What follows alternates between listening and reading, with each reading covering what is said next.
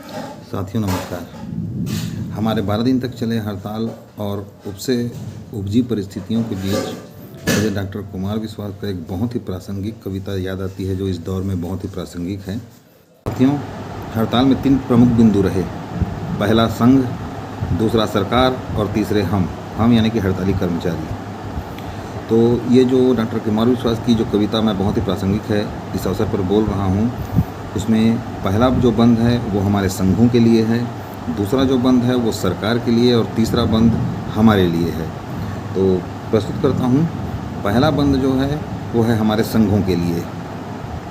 प्रतिमाओं में पूजा उलझी, विधियों में उलझा भक्ति योग, सच्चे मन से षड्यंत्र रचें, झूठे मन से सच के प्रयोग।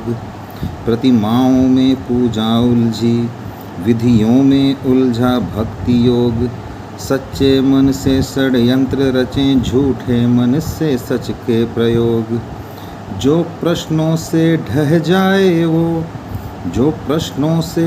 जाए वो किरदार बनाकर क्या पाया, जो शिलालेख बनता उसको अखबार बनाकर क्या पाया। अब इसका जो दूसरा बंद है ये कह सकते हैं सरकार के लिए है।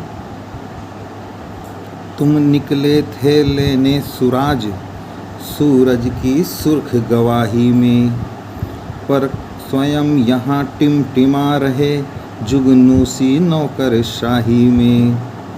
सब उत्सुक थे, सब साथ रहे, तुमको शासन तक लाने में।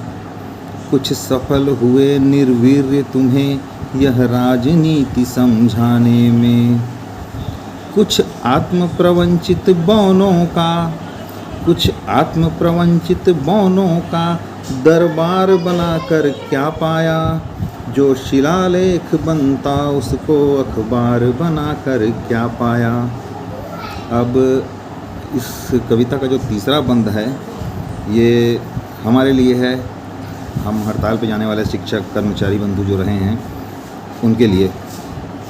हम शब्द वंश के हरकारे, सच कहना अपनी परंपरा। हम उस कबीर की पीढ़ी जो बाबर अकबर से नहीं डरा। पूजा का दीप नहीं डरता इन षड्यंत्री आभाओं से। वाणी का मोल नहीं चुकता अनुदानित राज्य सभाओं से। वाणी का मोल नहीं चुकता अनुदानित राज्य सभाओं से। जिसके विरुद्ध था युद्ध उसे हथियार बनाकर क्या पाया, जो शिलालेख बनता उसको अखबार बनाकर क्या पाया। प्रतिमाओं में पूजा उलझी, विधियों में उलझा भक्ति योग, सच्चे मन से षड्यंत्र रचें, झूठे मन से सच के प्रयोग।